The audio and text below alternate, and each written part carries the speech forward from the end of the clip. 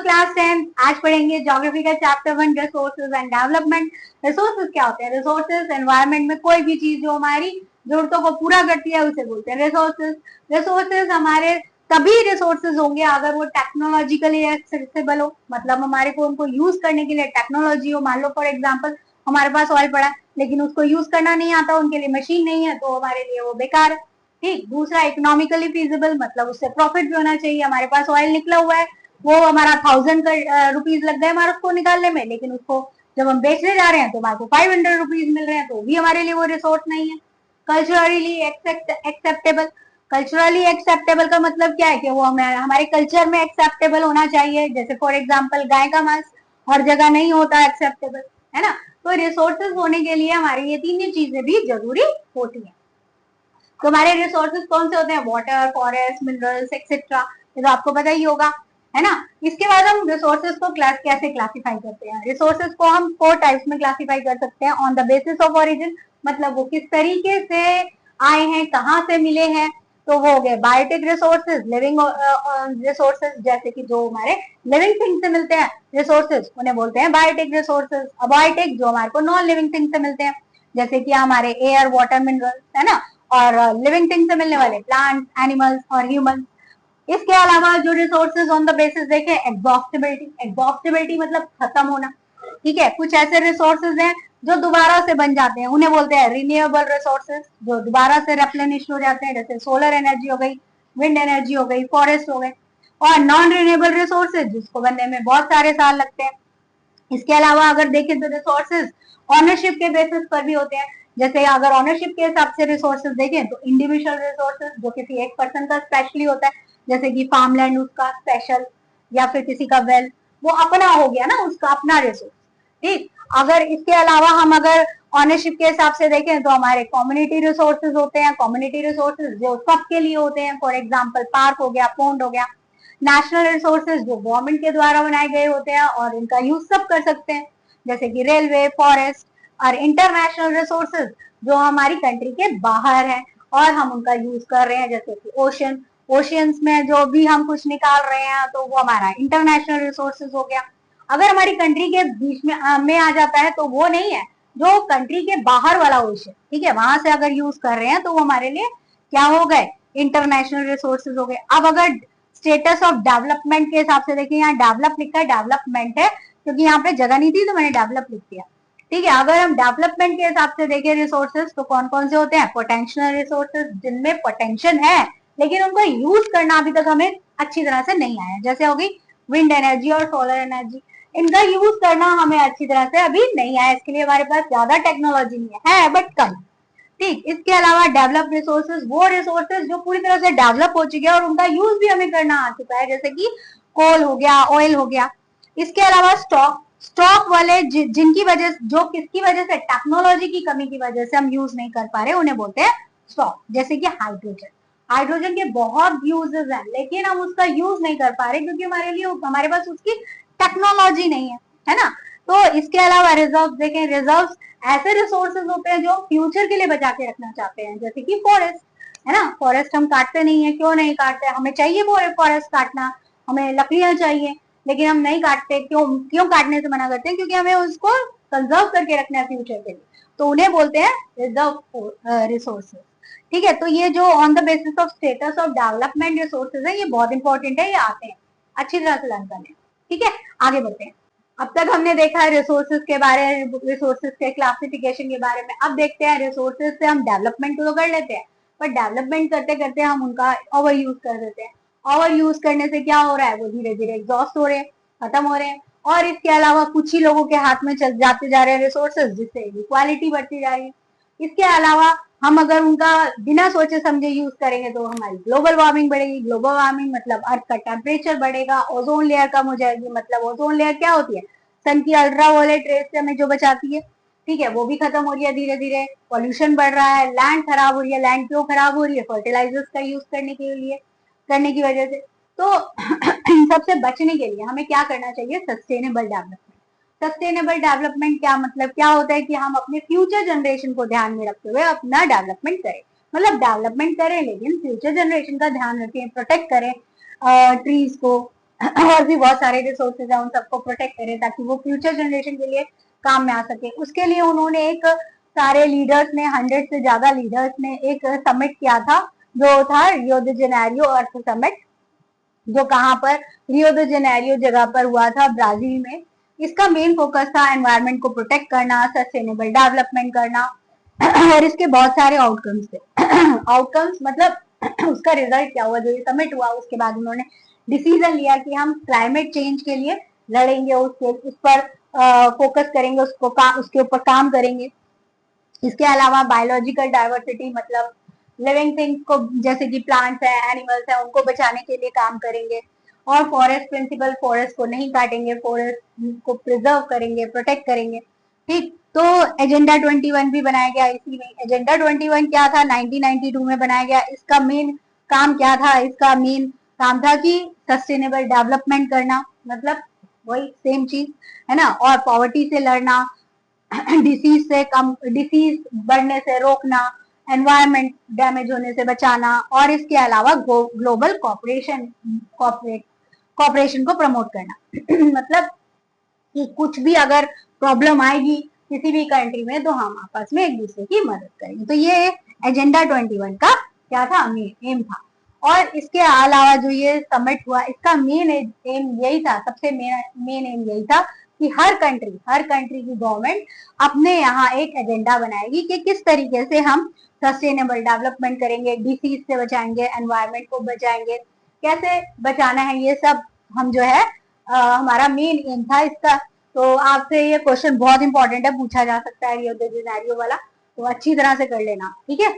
अभी हमने देखा सस्टेनेबल डेवलपमेंट के बारे में। तो सस्टेनेबल डेवलपमेंट क्या है, सस्टेनेबल डेवलपमेंट मतलब फ्यूचर जनरेशन के लिए हमने रिसोर्सेज को बचा कर रखना है। तो फ्यूचर जनरेशन के लिए अगर बचा के रखना है तो हमें उनका प्लानिंग करके यूज करना चाहिए, प्रॉपर और जुडिशियस तरीके से यूज करना चाहिए। इससे हमें क्या फायदा होता है, इससे हमारे को सस्टेनेबल डेवलपमेंट में मदद मिलती है।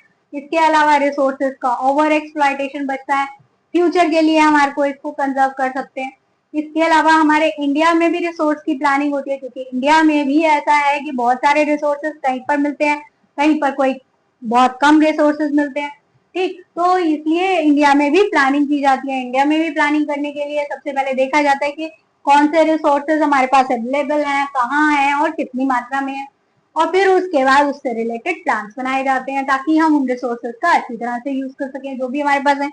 फिर उसके बाद उसको मैच किया जाता है कंट्री के डेवलपमेंट प्लान के साथ कि हमारी कंट्री को डेवलपमेंट करने के लिए कौन से रिसोर्सेज ज्यादा जरूरी चाहिए, तो उस हिसाब से प्लानिंग की जाती है। ऐसे ही हमारे इंडिया में भी की जाती है। ठीक, तो कंजर्वेशन ऑफ रिसोर्सेज, रिसोर्सेज को बचाकर भी रखना है। बचाकर रखना है, क्यों बचाकर रखना है, क्योंकि रिसोर्सेज लिमिटेड है, सिंपल सी बात है। और सस्टेनेबल डेवलपमेंट चाहिए। तीसरा, हमें एनवायरमेंट के डैमेज को भी रोकना है, ठीक है ना। तो इन सब चीजों के लिए हमें रिसोर्सेज का कंजर्वेशन करना चाहिए।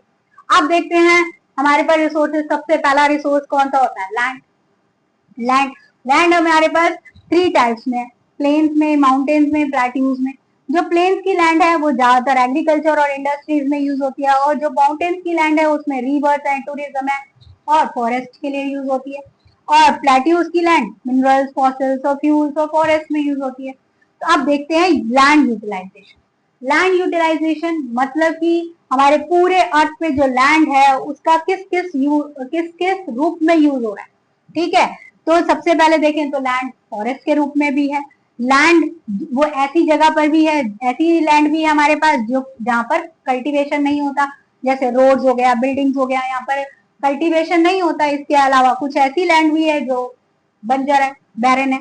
इसके अलावा और भी तरह की लैंड है, जैसे कि पैस्चर्स हो गए जहाँ पर गाय भैंस बकरी जो है वो चरते हैं। इसके अलावा ट्रीज वाली लैंड हो गई, ठीक है, वेस्ट लैंड हो गई जो हमारी 5 साल से यूज नहीं हुआ है किसी भी कल्टीवेशन के लिए। इसके अलावा फॉलो लैंड भी वही लैंड होती है जो अनकल्टिवेटेड है 1 साल या 5 साल से। ठीक, नेट सोन एरिया। इसके अलावा अब जो बचा एरिया, इनके अलावा जो बचा एरिया वो क्या होता है, नेट सोन एरिया, जहां पर क्रॉप्स उगती हैं। तो इतनी सारी लैंड तो हमारी बर्बादी है, बस इतनी ही लैंड पर हमारी कुछ क्रॉप्स उगती है। ठीक, तो हमारी लैंड का कहाँ कहाँ यूटिलाइजेशन होता है ये हमने देख लिया। अब आगे देखते हैं। अभी हमने पढ़ लिया लैंड के बारे में, अब पढ़ते हैं लैंड डिग्रेडेशन। लैंड डिग्रेडेशन मतलब क्वालिटी ऑफ लैंड खराब हो जाना, लैंड की क्वालिटी खराब हो जाए उसे कहते हैं लैंड डिग्रेडेशन। इसके क्या कारण हो सकते हैं?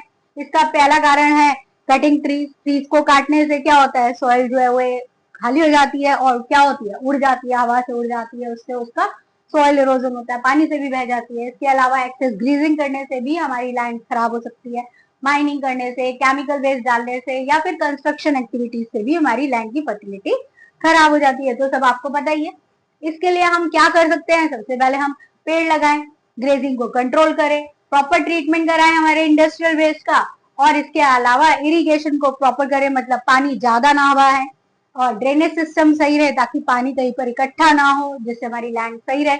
इसके अलावा माइनिंग एक्टिविटीज को भी कंट्रोल कर सकते हैं, जिससे हमारी लैंड की डिग्रेडेशन सही हो सकती है। अब दूसरा हमारा रिसोर्स है सॉइल। सॉइल जो है वो कैसे बनती है? पत्थरों के टूटने से। जब पत्थर टूटते जाते हैं छोटी छोटी सॉइल बनती चली जाती है, ऐसे चिकनी होती चली जाती है। तो जो सॉइल फॉर्मेशन है उसको बनने के क्या क्या फैक्टर्स हैं, मतलब कौन से फैक्टर्स हैं जो सॉइल बनने में हेल्प करते हैं? ठीक, तो सबसे पहला हमारा फिजिकल फैक्टर है। फिजिकल फैक्टर में आते हैं हमारे पैरेंट रॉक। पैरेंट रॉक मतलब किस पत्थर से बन रहे हैं। अगर मिट्टी जो है वो मिनरल वाले पत्थरों से बन रही है तो उसमें मिनरल्स ज्यादा होंगे, तो वो हमें मिनरल्स प्रोवाइड करेंगे। ठीक, इसके अलावा सॉइल का टेक्सचर, सॉइल का टेक्सचर्स भी पैरेंट रॉक पर ही डिपेंड करता है। जैसी हमारी रॉक होंगे उसी हिसाब से हमारा सॉइल का टेक्सचर होगा। मतलब टेक्सचर मतलब इस तरीके से उसका वो है। इसके अलावा रिलीफ, कैसी लैंड टाइप के हमारे पत्थर हैं उस पर भी डिपेंड करता है सॉइल कैसी होगी। और इसके अलावा टाइम, कितने टाइम लगा है उसको बनने में। टाइम जितना जितना बढ़ता जाता है उतना उतना सॉइल जो है वो ज्यादा फाइन होती चली जाती है। ठीक, इसके अलावा है क्लाइमेटिक फैक्टर। क्लाइमेटिक फैक्टर में आता है टेम्परेचर, रेनफॉल, विंड। टेम्परेचर और रेनफॉल और विंड ये जो है पत्थरों को तोड़ने में मदद करते हैं, तो इन्हीं की वजह से पत्थर टूटते हैं, है ना। और इसके बाद हमारा ऑर्गेनिक फैक्टर। ऑर्गेनिक फैक्टर में प्लांट्स और एनिमल्स। प्लांट्स क्या करते हैं? प्लांट्स सॉइल को ह्यूमस देते हैं। जहां ज्यादा प्लांट्स होंगे वहां की सॉइल में ज्यादा ह्यूमस होगा। इसके अलावा एनिमल्स और माइक्रो ऑर्गेनिज्म भी जो है और ऑर्गेनिक मैटर को सॉइल मैन्योर में कन्वर्ट करते हैं, कंपोस्ट में कन्वर्ट करते हैं, जिससे सॉइल फर्टाइल होती है। तो सॉइल फॉर्मेशन के फैक्टर्स ये वेरी वेरी वेरी इंपॉर्टेंट है, ये आते ही हैं। अभी देखते हैं हम सॉइल का क्लासिफिकेशन। सॉइल कितने कितने प्रकार की होती है हमारी। देखो, पहली सॉइल है हमारी एलुवियल सॉइल। एलुवियल सॉइल जो होती है वो हमारी सबसे ज्यादा फर्टाइल सॉइल होती है। ये कहाँ मिलती है? नॉर्दर्न प्लेन्स में, गंगा, इंडस, ब्रह्मपुत्र बेसिन पर, राजस्थान और गुजरात में भी कई जगह पर मिलती है। इसके अलावा महानदी, गोदावरी, कृष्णा और कावेरी के डेल्टास पर भी ये मिलती है। इसमें जो है सॉल्ट, सिल्ट और क्ले भी होते हैं और ये बिगर साइज में होती है। इसमें potash, phosphoric acid and lime मिले हुए होते हैं। ये क्रॉप्स कौन सी उगा सकती है? Paddy, wheat, serial, pulses. इसके अलावा जो ओल्ड एल्यूवियल सॉइल है उसे कहते हैं भांगर, और जो न्यू एल्यूवियल सॉइल है उसे कहते हैं खादर। भांगर जो होती है उसमें कंकर्स होते हैं, जबकि खादर जो होती है वो फाइन होती है और ज्यादा फर्टाइल होती है। ये बहुत इंपॉर्टेंट है, आ सकता है डिफरेंस। अब देखें तो ब्लैक सॉइल। ब्लैक सॉइल को हम रेगुलर सॉइल भी कहते हैं, और ये कहाँ मिलती है हमारी? महाराष्ट्र में, सौराष्ट्र में, मालवा प्लेट्यू में, Madhya Pradesh, Godavari valley, Chhattisgarh, Krishna valley, north western Deccan plateau में मिलती है। ये किससे बनती है? लावा से। और इसके जो पार्टिकल्स होते हैं वो वेरी फाइन होते हैं। इसमें कैल्शियम कार्बोनेट, मैग्नीशियम, पोटाश और लाइम होता है, और ये क्रॉप जो होती है वो कॉटन उगाने में ज्यादा सुटेबल होती है। हॉट वेदर में इसमें क्रैक्स पड़ जाते हैं, जबकि वेट सॉइल में ये स्टिकी हो जाती हैं और इसमें काम करना बड़ा मुश्किल हो जाता है। जब तक इसको जल्दी जल्दी फटाफट से अगर इसमें टिल्टिंग नहीं की गई तो ये क्या हो जाती है? खराब हो जाती है, स्टिकी हो जाती है। तो इसको फटाफट से टिल करना जरूरी होता है। ठीक है, तो रेड एंड येलो सॉइल। ये रेड एंड येलो सॉइल जो होती है वो इग्नियस रॉक पर मिलती है, और ये eastern southern part of Deccan plateau, parts of Orissa, Chhattisgarh, southern parts of Ganga plains, इन सब जगह मिलती है। इसका रेड कलर किस लिए होता है? ये आयरन मिला होता है इसमें, इस वजह से इसका कलर रेड हो जाता है। और ये येलो कब दिखती है? जब इसमें रेड वाली जो सॉइल है उसमें वाटर मिला हुआ होता है। अगर उसमें वाटर बोल दे तो येलो कलर सा दिखता है। ठीक। इसके बाद हमारी लेटरेट सॉइल। लेटरेट सॉइल जो है वो कहाँ पर मिलती है, जहाँ हाई टेम्परेचर होता है और हैवी रेनफॉल होती है।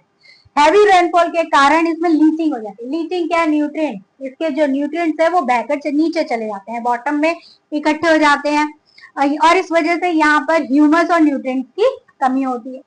ये जो क्रॉप है वो टी और कॉफी और कैश्यू नट उगाने में ज्यादा हेल्पफुल होती है। ये कहाँ मिलती है, कर्नाटका में, केरल में, तमिलनाडु में, मध्य प्रदेश में। और इसमें जो क्रॉप्स हम तभी उगा सकते हैं जब इसमें मैन्योर और फर्टिलाइजर डालें। अगर मैन्योर फर्टिलाइजर नहीं डालेंगे तो इसमें क्रॉप्स उगानी मुश्किल हो जाती है। इसके बाद है एरिड सॉइल। एरिड सॉइल मतलब सूखा, सूखा, सूखा जो है, जहां पर सूखा क्लाइमेट होता है वहां पर ये मिलती है, और इसका कलर रेड और ब्राउन होता है, इसका टेक्सचर सैंडी होता है, नेचर में ये सलाइन होती है। इसमें भी ह्यूमस और मॉइस्चर कम होता है क्योंकि यहाँ पे इवेपोरेशन ज्यादा होता है, इसलिए इसको पानी की ज्यादा जरूरत होती है, ज्यादा इरिगेशन चाहिए होता है। समझ में आई? तो समझ में आई हमारी सारी सॉइल। अब एक लास्ट सॉइल रह गई हमारी फॉरेस्ट सॉइल, और उसके बाद हम पढ़ते हैं सॉइल इरोजन। चलो पढ़ते हैं फॉरेस्ट सॉइल के बारे में। फॉरेस्ट सॉइल हमें कहाँ मिलती है, हिली एरियाज में मिलती है जहां पर सफिशिएंट रेन होती है। ये जो है इसका टेक्सचर डिफरेंट होता है, टेक्सचर जो होता है वो अलग अलग जगह पर अलग होता है। कोर्स ग्रेन्ड होती है अपर स्लोप्स में, जो अपर स्लोप्स होते हैं वहां पर ये कैसी होती है, कोर्स मतलब खुरदरी खुरदरी मोटे मोटे दाने होते हैं। और जबकि वैली साइड में जो ये लोमी और सिरिटी होती है, लोमी सिरिटी मतलब इसमें ज्यादा न्यूट्रिएंट होता है, ह्यूमस होता है, फाइन होती है, और साथ में इसमें वाटर को होल्ड करने की कैपेसिटी होती है। इसके बाद अगर जाएं तो स्नो कवर्ड एरियाज में सॉइल जो होती है वो एसिडिक होती है और लो ह्यूमस होती है। रिवर वैली में हमारी एलुवियल सॉइल होती है ना, ये तो आपको पता ही है। अब देखते हैं सॉइल इरोजन। सॉइल इरोजन क्या होता है, जो फर्टाइल लेयर होती है सॉइल की, वो अगर अपर लेयर हट जाती है उसे बोलते हैं सॉइल इरोजन। सॉइल इरोजन के क्या कारण हो सकते हैं, रनिंग वाटर, हवा, या फिर आपका डिफॉरेस्टेशन, पेड़ों को काटना, over grazing, mining and construction, या रॉन्ग फार्मिंग मेथड, इन सब की वजह से भी हमारा सॉइल इरोजन हो जाता है। और आपके एजेंट पूछे जाए तो आपका वाटर और विंड आ जाएगा, ठीक, एजेंट पूछे जाए तो। अब है हमारे types of soil erosion. Soil erosion कितने टाइप्स के होते हैं, 3 टाइप्स के। गली इरोजन, गली इरोजन में वाटर जो है वो बड़े बड़े डीप चैनल्स बना देता है, जब कट कर देता है मिट्टी को और उसमें बड़े बड़े चैनल्स बना देता है तो उसे बोलते हैं गली इरोजन। ठीक। शीट इरोजन, जब वाटर ऊपर की लेयर को, सॉइल की ऊपर की लेयर को हटा देता है उसे बोलते हैं शीट इरोजन। विंड इरोजन, जिसमें लूज सॉइल जो है वो एयर की वजह से हट जाती है, विंड की वजह से हट जाती है तो उसे बोलते हैं विंड इरोजन। सिंपल। ठीक। अब देखते हैं सॉइल कंजर्वेशन मेथड। सॉइल को कैसे बचा सकते हैं, सॉइल की इरोजन को कैसे बचा सकते हैं। तो सबसे पहला मेथड है अफॉरेस्टेशन, मतलब पेड़ों को लगाना। पेड़ों को लगाएंगे तो सॉइल को बचा सकते हैं। दूसरा हमारा तरीका है कॉन्टोर प्लोइंग। कॉन्टर प्लोइंग करके हम जो है क्या करते हैं, कॉन्टर प्लोइंग में जो है हम ऐसे लाइन वाइज उसको धीरे धीरे फ्लोइंग करते हैं, ठीक है। टॉप टू बॉटम नहीं करते हैं, लाइंस के थ्रू हम जब फ्लोइंग करते हैं तो वाटर फ्लो को कम कर सकते हैं।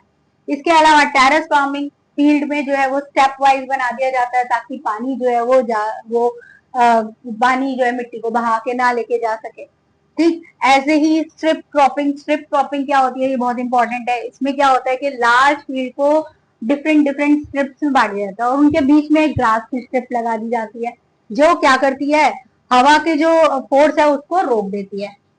इसके अलावा लास्ट हमारी शेल्टर बेल्ट, इसमें ट्रीज लगा दिए जाते हैं, जो भी हमारा फील्ड है उसके चारों तरफ जो है वो ट्रीज लगा दिए जाते हैं जिससे विंड की स्पीड कम हो जाती है। ठीक। तो क्लियर, समझ में आ गया। तो चैप्टर हमारा यहाँ पर फिनिश होता है। Thank you.